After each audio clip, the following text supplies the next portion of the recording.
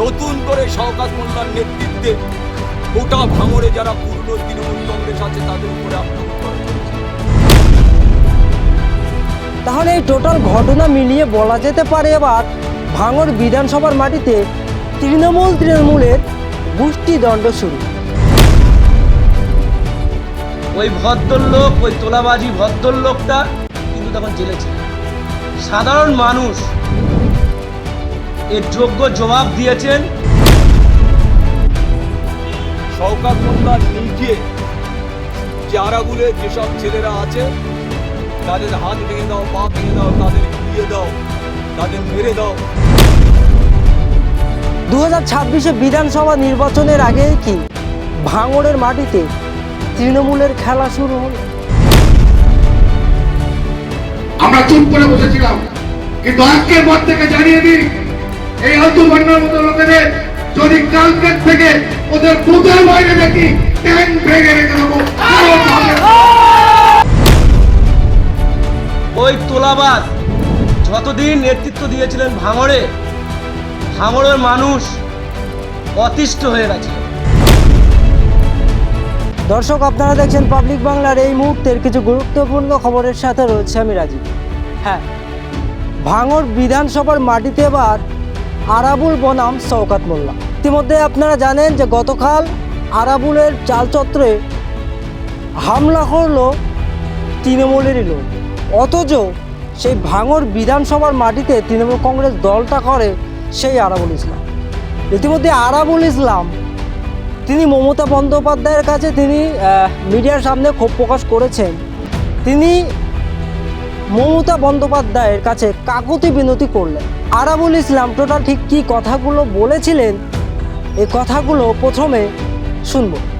ভাঙড়ের মাটিতে এক হারবাদ 34 বছর ধরে যে সিপিএম এর লাল সন্ত্রাস করেছে, আজকে তৃণমূল কংগ্রেসে এসে পুরনো তৃণমূল কংগ্রেসদের উপরে আক্রমণ করছে।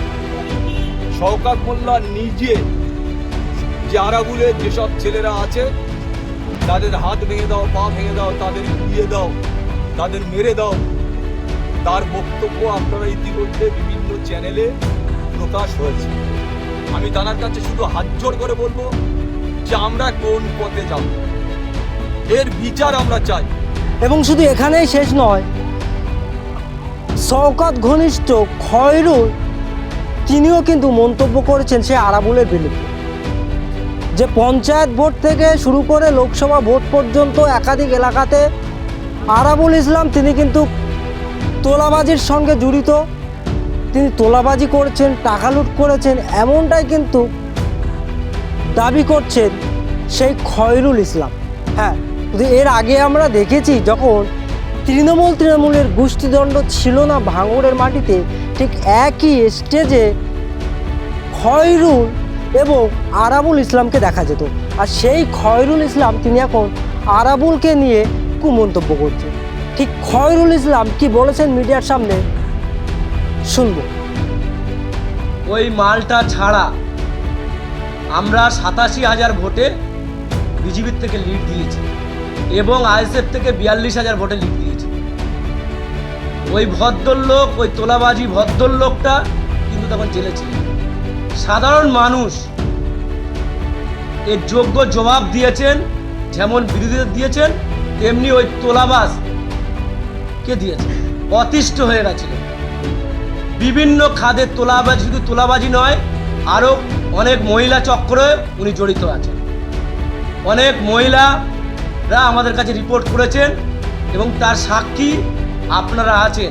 তার পাশাপাশি শওকত মোল্লার এক ঘনিষ্ঠ কর্মী তিনিও একেবারে ভাঙড় বিধানসভার মাটি থেকে একটা সভা হয়, সেই সভা থেকে প্রকাশ্য বলেছিলেন যে আমরা অনেক চুপ করেছিলাম, আর চুপ করে থাকবো না।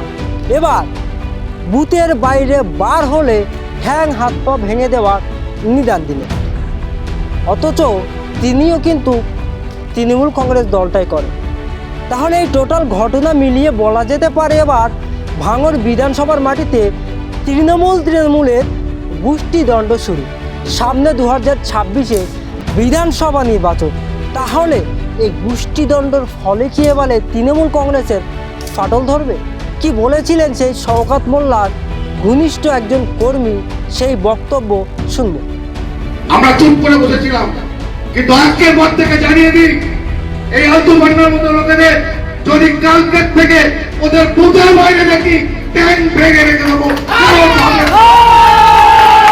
রীতিমধ্যে আপনারা জানেন যে ক্যানিং পূর্বের বিধায়ক শওকত মোল্লা তিনি মানুষের সঙ্গে মিশে যেভাবে কাজ করছে সেটা দেখছে গোটা বাংলার মানুষ, এবং সেই শওকত মোল্লার বিরুদ্ধে এবারে অভিযোগ করছে একাধিক ভাঙড়ের মানুষ এবং সাধারণ মানুষ। অভিযোগ করছে শওকত মোল্লা ভাঙড়টাকে উত্তপ্ত করছে। কিন্তু এখানে একটা প্রশ্ন করছে গোটা বাংলার মানুষ যে শওকত মোল্লা যদি ভাঙড়টাকে উত্তপ্ত করে তাহলে জনগণ তো শওকত মোল্লা চাইছে এবং জনগণের স্বার্থে তো শওকত মোল্লা কাজ করছেন, তাহলে শওকত মোল্লাকে কুমন্তব্য করা হচ্ছে কেন, এই প্রশ্ন করছে জনসাধারণ মানুষ। রীতিমধ্যে আজকে ভাঙড় বিধানসভার মাটিতে একটা তৃণমূলের সভা রয়েছে, আর যে গোপন সূত্রের খবর আমাদের কাছে পৌঁছেছে আরাবুল ইসলামকে পুরোপুরি দল থেকে বাদ দেওয়া হবে। এ নিয়ে তড়িঘড়ি একেবারে ভাঙড় বিধানসভার মাটিতে তৃণমূল কংগ্রেস একটা সভা ডাক দিয়েছে। সেই সভা থেকে 7টা বিধায়ক এমপি থাকবে এবং থাকবেন যাদবপুর লোকসভা কেন্দ্রের প্রার্থী সায়নী ঘোষ এবং শওকত মোল্লা থেকে শুরু করে তৃণমূল কংগ্রেসের একাধিক নেতৃত্বরা। 2026-এ বিধানসভা নির্বাচনের আগেই কি ভাঙড়ের মাটিতে তৃণমূলের খেলা শুরু হলো? এদিকে নওশাদ সিদ্দিকীর জনপ্রিয়তা বাড়ছে সেই ভাঙড় বিধানসভার মাটি। কি বললেন এই প্রসঙ্গে ভাঙড়ের বিধায়ক নওশাদ সিদ্দিকী, শুনবেন। তৃণমূল তাদের নিজেদের মধ্যে মারামারি করছে কিসের জন্য?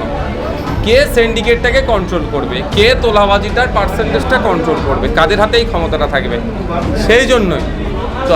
আর আমরা আইএসএফ মানুষকে সমাজ ব্যবস্থায় সুষ্ঠু সমাজ ব্যবস্থা উপহার দেবে বলে রাজনীতির ময়দানে এসেছি। তৃণমূল আর আইএসএফের মধ্যে বিস্তর তফাৎ, ওটা ভুলাবেন না। ওরা আজকে মারামারি করছে, কালকে গলা মিলিয়ে নেবে, আবার আজকে গলা মিলাচ্ছে, কালকে মারামারি করবে, সবই অবৈধ লেনদেনের জন্য।